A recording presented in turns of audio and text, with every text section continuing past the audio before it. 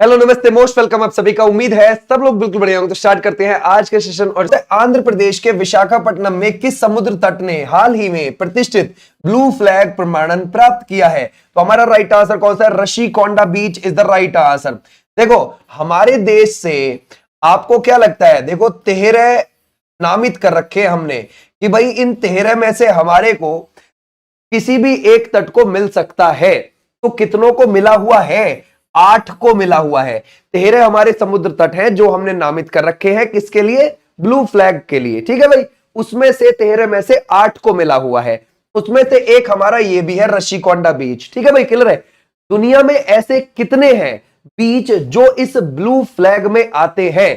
तो वो आते हैं 4664 बीच। देख रहे हो आप? तो ऐसे भी आप ध्यान रखोगे, साफ सुथरा बीच यानी कि एक अच्छा बीच। ऐसे ही अंडमान निकोबार का राधानगर भी आता है ब्लू फ्लैग के अंदर। ये भी आप ध्यान रखोगे, 8 आते हैं हमारे यहां से।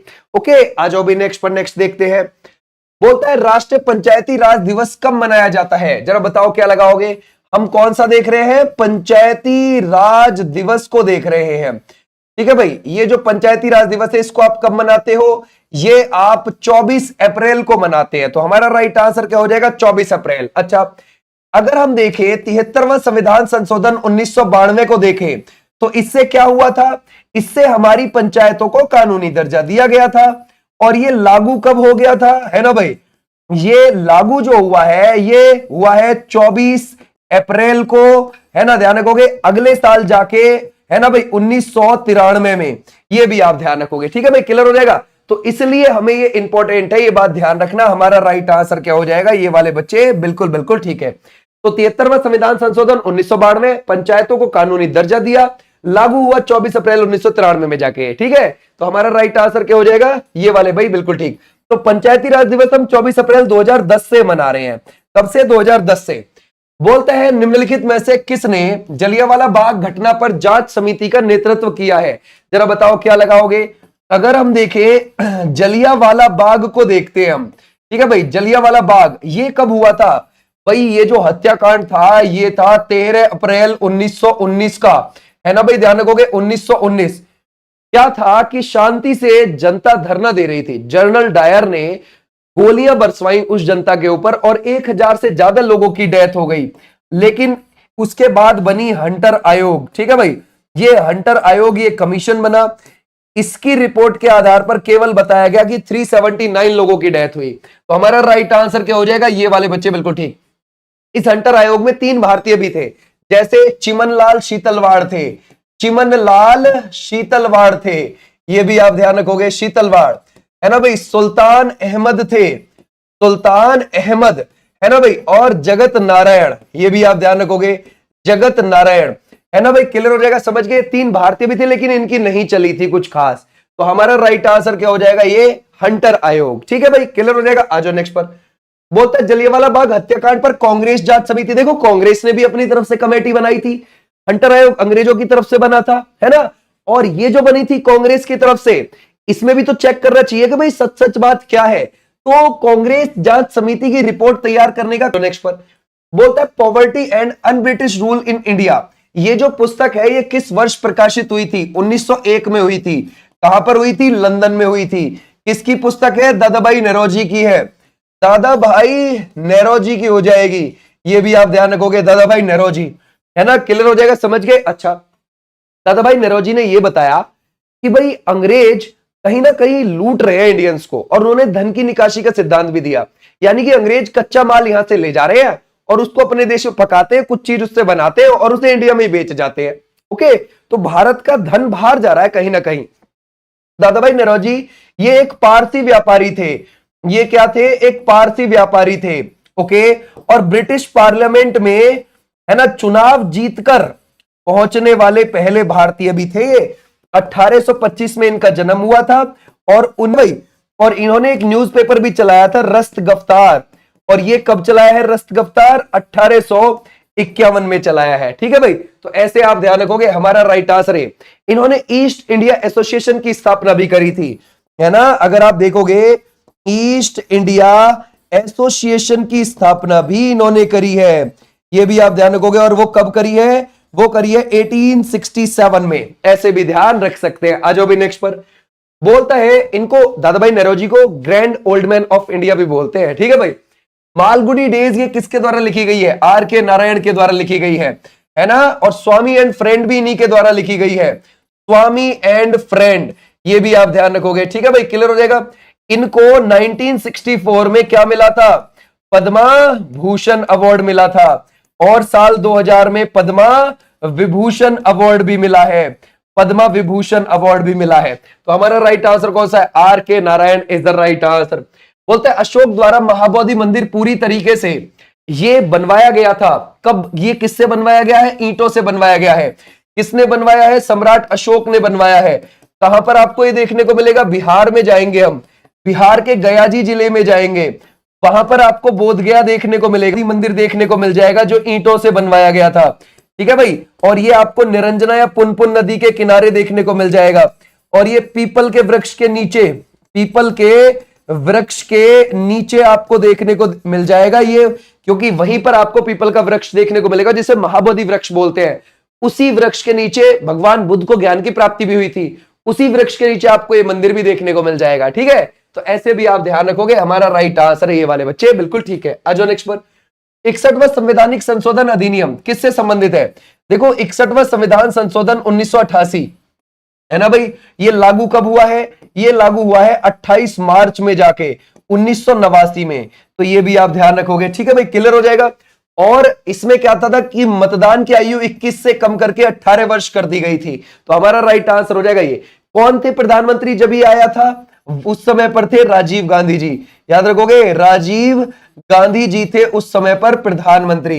ये भी आप ध्यान रखोगे, ठीक है भाई, क्लियर हो जाएगा। तो हमारे यहां आज वोट डालने की उम्र हमारे यहां कितनी है? 18 है। ये भी आप ध्यान रखोगे। बोलते हैं सम्राट अशोक के निम्नलिखित में से किस शिलालेख में कलिंग युद्ध का वर्णन है?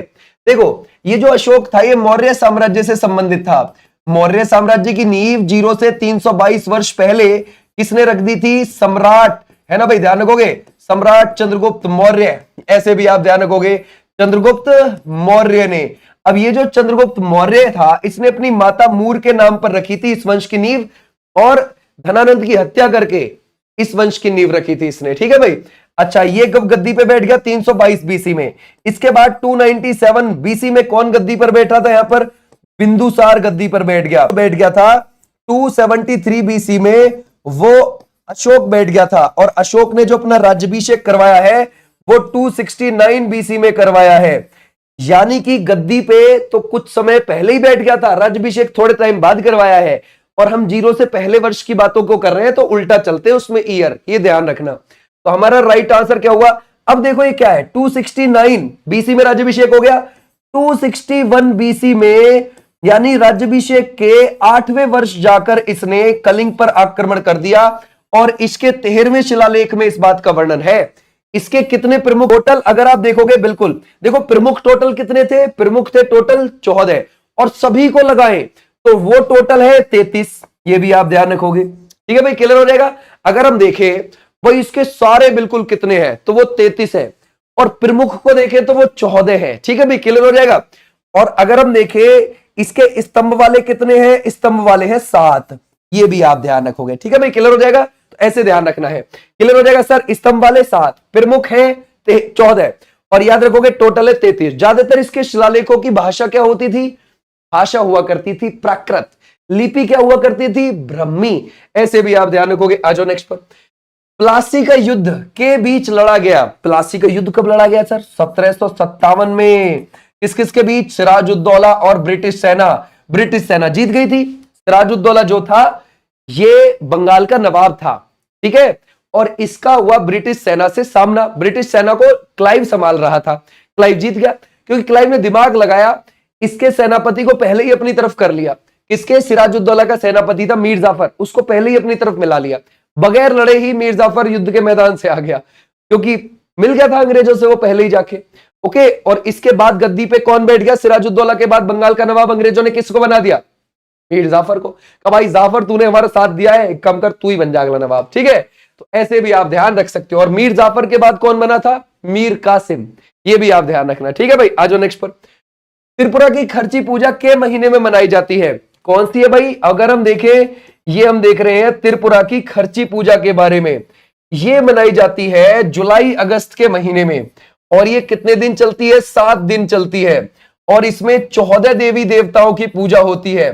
देवी देवताओं की पूजा होती है, त्रिपुरा के अंदर मनाई जाती है। तो हमारा राइट आंसर क्या हो जाएगा? ये वाले बच्चे बिल्कुल ठीक है। आ जाओ नेक्स्ट पर। 2025 विश्व है ना, विश्व एथलेटिक्स चैंपियनशिप के मेजबानी निम्नलिखित में से कौन सा शहर करेगा? कौन सा करेगा भाई? टोक्यो करेगा। ठीक है भाई, ध्यान रखोगे।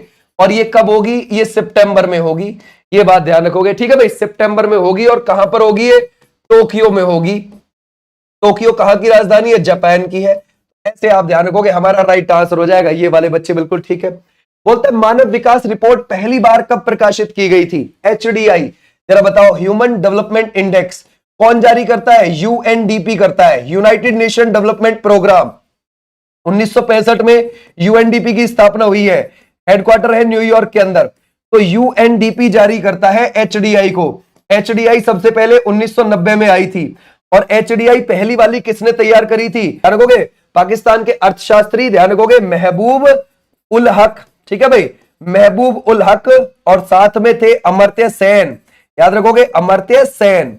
इन दोनों ने है ना उसको क्या करा था? बनाया था, उस रिपोर्ट को तैयार किया था। और UNDP ने फिर 1990 में वो जारी कर दी पहली रिपोर्ट। अच्छा, अभी जो आई है वो 2023 के आधार पर 2025 की रिपोर्ट। ठीक है भाई, ध्यान रखोगे। और इसमें भारत की रैंकिंग है इतनी, एक लड़ रही थी उस क्षेत्र में। ओके, आ जाओ भाई नेक्स्ट पर।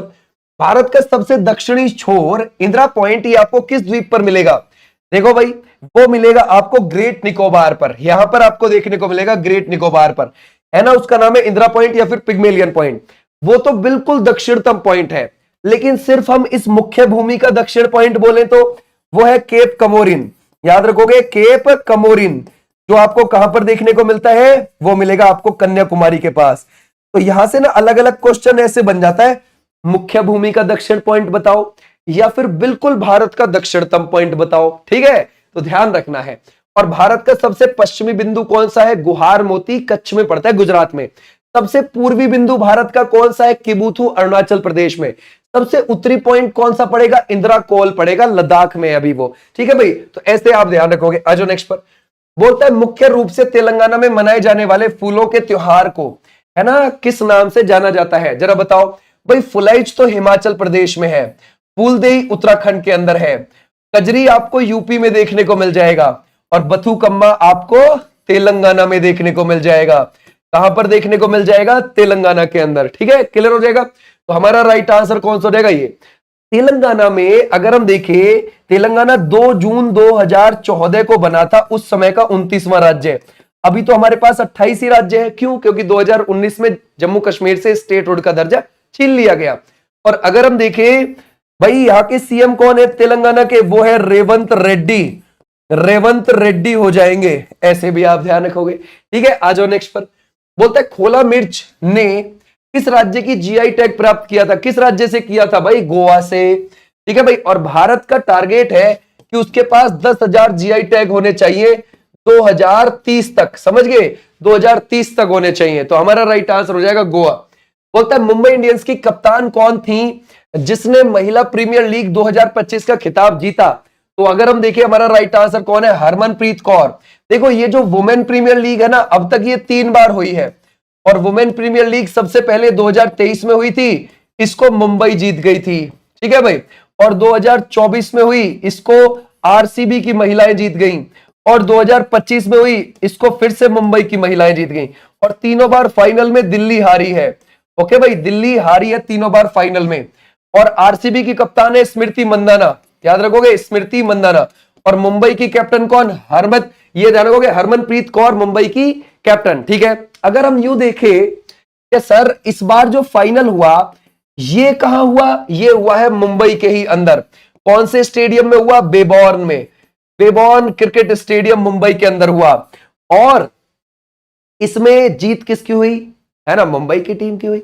हार किसकी हुई? दिल्ली की हुई। ठीक है भाई, फाइनल में प्लेयर ऑफ द मैच कौन रही फाइनल का? वो हरमनप्रीत कौर कप्तान ही रही। ठीक है भाई, ऑरेंज कैप किसको मिला? ऑरेंज कैप जो ज्यादा रन बनाएगा एक सीजन में, तो वो किसने बनाए? नेताली ब्रांट ने बनाए। और ये नेताली ब्रांट इंग्लैंड से आती हैं, इंग्लिश प्लेयर हैं और ये मुंबई की टीम से खेलती हैं।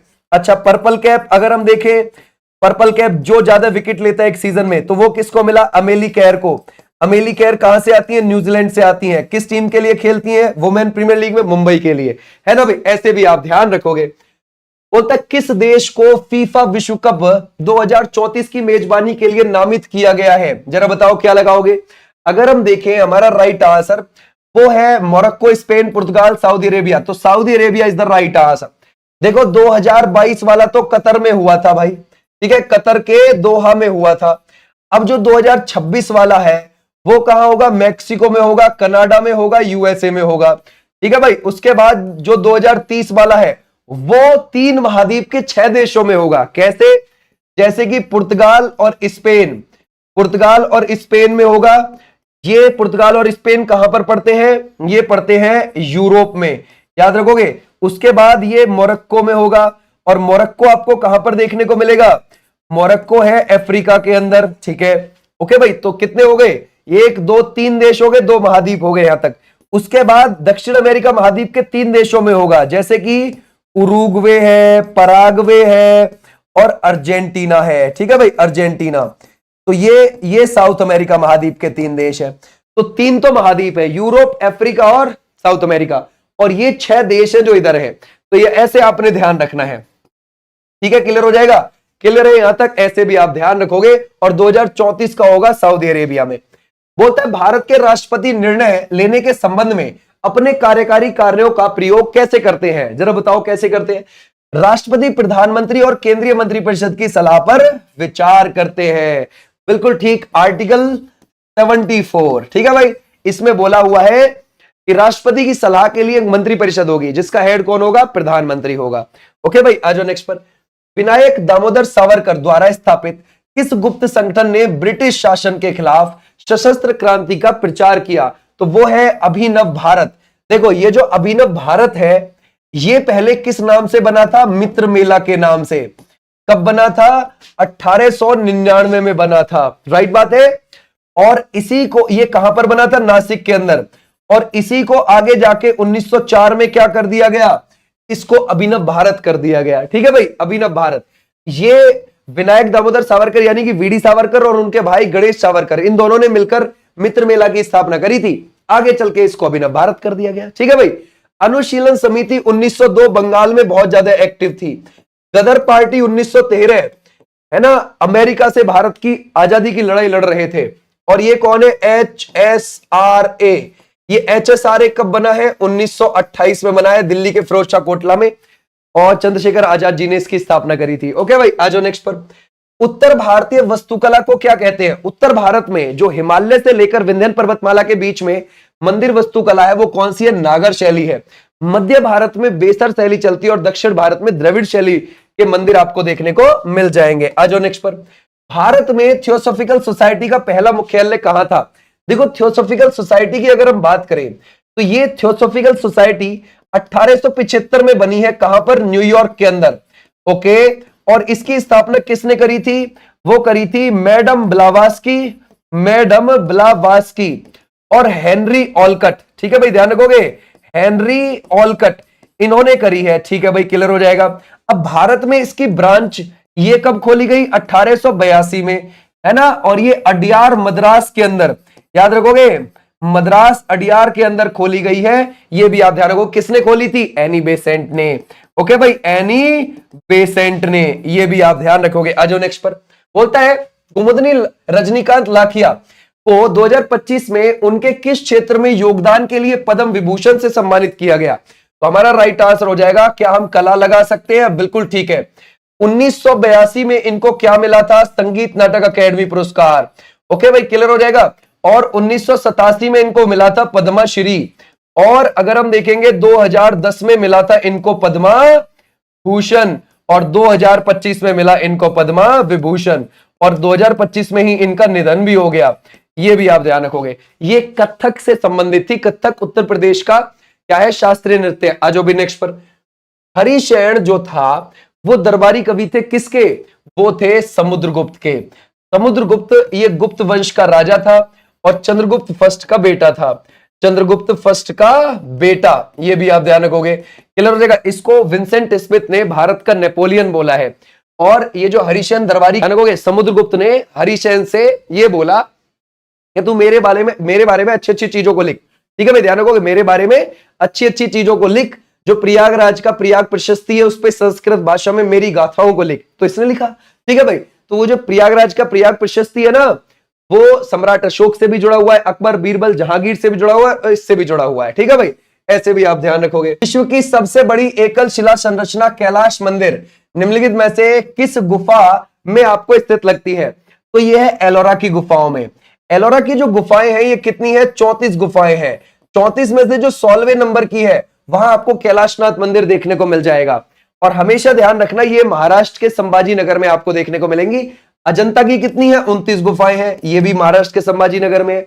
और एलोरा की गुफाएं भी महाराष्ट्र के संभाजी नगर में है। ठीक है भाई, आ जाओ नेक्स्ट पर। बोलते हैं 1857 के विद्रोह में किस मुगल शासक का योगदान था? जरा बताओ क्या लगाओगे? बहादुर शाह सेकंड, बिल्कुल ठीक है, अंतिम मुगल सम्राट थे। और आपको पता है जब 1857 की क्रांति 10 मई 1857 को मेरठ से शुरू हो गई थी ना, कहां से? मेरठ से शुरू हो गई थी। तो 11 मई को क्रांतिकारी 1857 में कहां पहुंच गए थे? वो दिल्ली पहुंच गए थे। याद रखोगे, कहां पहुंच गए थे? दिल्ली पहुंच गए।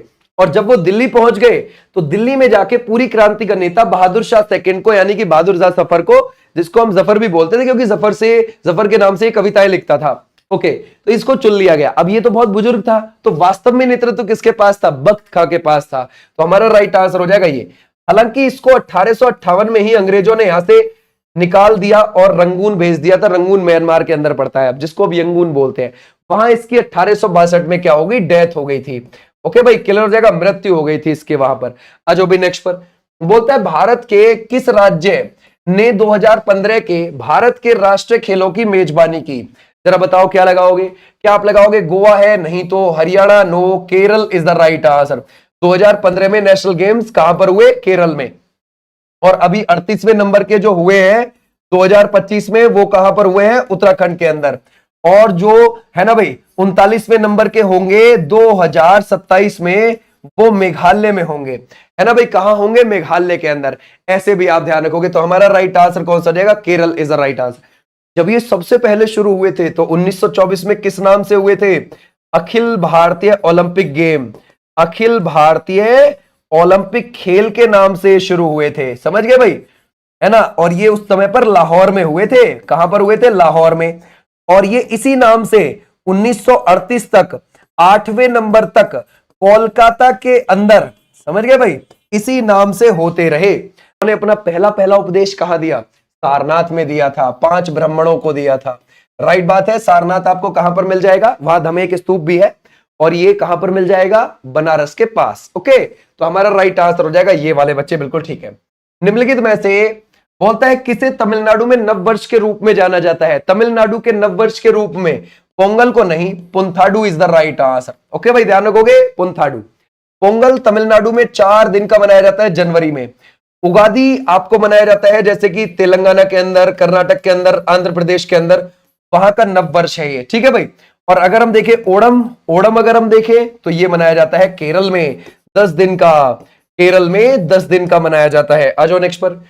पूर्व योजना आयोग अब कहलाता है। योजना आयोग जो बना था 15 मार्च 1950 को, 15 मार्च 1950 को, अब इसको 2014 में खत्म कर दिया। और अब इसको 1 जनवरी 2015 में इसकी जगह क्या आ गया? नीति आयोग आ गया। तो हमारा राइट आंसर क्या हो जाएगा? नीति आयोग। योजना आयोग में भी अध्यक्ष प्रधानमंत्री ही होते थे। तो पहले अध्यक्ष योजना आयोग के कौन थे? नेहरू जी।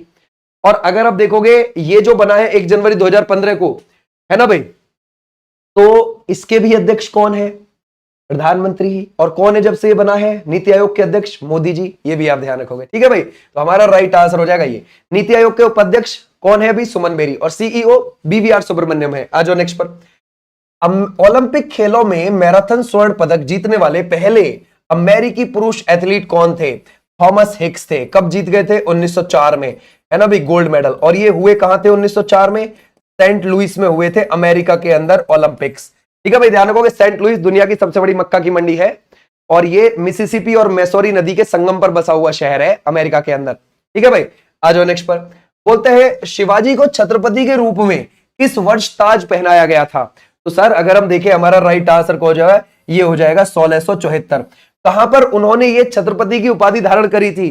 तो ये रायगढ़, याद रखोगे कहां पर? रायगढ़ के किले में। ये भी आप ध्यान रखोगे। उन्होंने मुगलों के साथ 1665 में कौन सी संधि करी थी? पुरंदर की संधि। ये भी आप ध्यान रखोगे, ठीक है भाई, पुरंदर की संधि। ऐसे भी आप ध्यान रख सकते हो। आ जाओ नेक्स्ट पर। निम्नलिखित में से किस महाद्वीप में सबसे अधिक देश है? 54 देश। आपको कौन सा देखने को मिल जाएगा? अफ्रीका महाद्वीप। यहां पर कितने देश है? 54 देश आपको देखने को मिल जाएंगे। लेकिन क्षेत्रफल के आधार पर अफ्रीका दूसरा बड़ा है एशिया के बाद। एशिया सबसे बड़ा है क्षेत्रफल में भी, जनसंख्या में भी। अफ्रीका दूसरा बड़ा है क्षेत्रफल और जनसंख्या में, ठीक है। तो ऐसे आप ध्यान रखोगे। लेकिन देश सबसे ज्यादा है अफ्रीका पर, 54। निम्नलिखित में से किस भारतीय राज्य में हड़प्पा नगर नहीं पाए जाते? ये आप मुझे होमवर्क के तौर